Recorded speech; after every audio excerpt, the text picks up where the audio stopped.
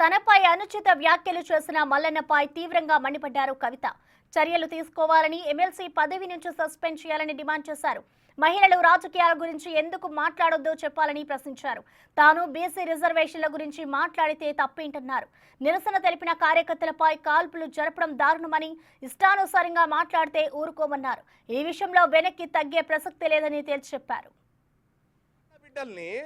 బరివాతల బతుకమ్మ ఆడిపించినటువంటి జాతులు వీళ్ళు మా పైన దాడులు చేసుకుంటూ వీళ్ళకి ఆత్మగౌరవాలు ఉంటాయి, మా అమ్మాలక్కలకు ఉండయా? ఏంది తీన్మార్ మల్లన్న మాట్లాడింది? నీకేం సంబంధం అమ్మా? 42% రిజర్వేషన్ వస్తే మా బీసీలం కదా పండుగ చేసుకోవాల్సింది, మేము కదా కృతజ్ఞత చెప్పాల్సింది ఏది రాష్ట్ర ప్రభుత్వానికి. ఒకవేళ చెప్పేది ఉంటే నీకేం సంబంధము?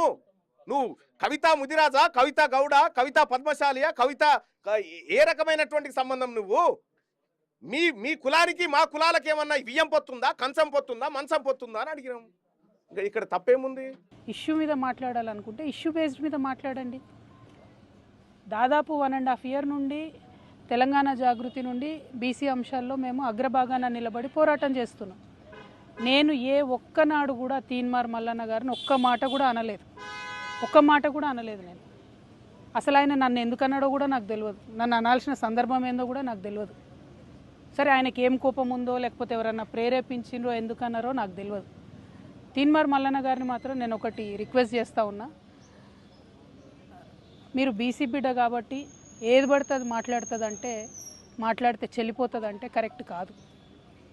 గుర్తుపెట్టుకోండి మల్లన్న గారు, తెలంగాణ ప్రజలు ఎక్కువ కాలం పరుష పదజాలాన్ని సహించరు. మీరు ఎటు పడితే అటు మాట్లాడితే చూసుకుంటే ఎవరు ఊరుకోరు. 50 మంది వరకు ఉంటారు అప్రాక్సిమేట్గా. వాళ్ళంతా దాడులు చేయడం జరిగింది. కల్వకుంట్ల కవిత కండువాలు వేసుకొని రావడం. కాల్పులు జరగాల్సిన పరిస్థితి, ఉద్రిక్తత పరిస్థితులు ఎందుకు నెలకొన్నాయి అంటే అతను ఆ లోపలికి వచ్చినటువంటి కల్వకుంట్ల కవిత బంధువట, ఆయన సుజీత్ రావట, నా మీద కాల్పులు జరపడానికి ఆయన వెపన్ లాక్కుంటుంటే అక్కడ అనివార్య పరిస్థితిలో ఈయన ఫైర్ చేయాల్సి వచ్చింది. అంటే నన్ను చంపడానికి, అంటే కాల్పులు జరపడం తప్పు అంటే తీన్మార్ మల్లన్న చేస్తే కరెక్టా? మీకు మీరు మాట్లాడిన దానికి డెఫినెట్గా ఆవేశం వచ్చి మా కార్యకర్తలు, మా నాయకులు ప్రజాస్వామ్యబద్ధంగా ప్రొటెస్ట్ చేయడానికి వచ్చారు. అయితే మీరు కాల్పులు జరుపుతారా? సామాన్య ప్రజల మీద కాల్పులు జరిపేంత అంత క్రూరత్వం ఎందుకు? ఏంది ఇది? ఏం వైఖరి ఇది? ఏం వైపరీత్యం ఇది?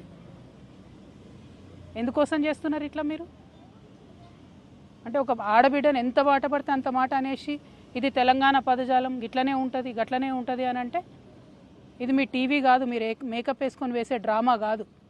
ఇది రాజకీయము, ఇది ప్రజాస్వామ్యము. ఇందులో అనేక మంది ప్రజల యొక్క జీవితాలు ముడిపడి ఉన్నాయి. అరే, తెలంగాణ జాగృతి ఎన్నో కార్యక్రమాలు చేసింది, అందులో బీసీ ఉద్యమం ఒక భాగం మాత్రమే. ఎందుకోసం? ఒక ఆడబిడ్డ రోడ్డు మీద నిలబడి ప్రశ్నిస్తే తట్టుకోలేకపోతున్నారా? నాలాంటి వాళ్ళను కోట్లాది మందిని తయారు చేస్తా ఏమనుకుంటున్నారో మీరు? నేను నమ్ముతా ఉన్నా, తెలంగాణ రాష్ట్రంలో ఉన్నది కాంగ్రెస్ పార్టీ ప్రభుత్వం ఉంది, ముఖ్యమంత్రి రేవంత్ రెడ్డి గారు ఉన్నారు.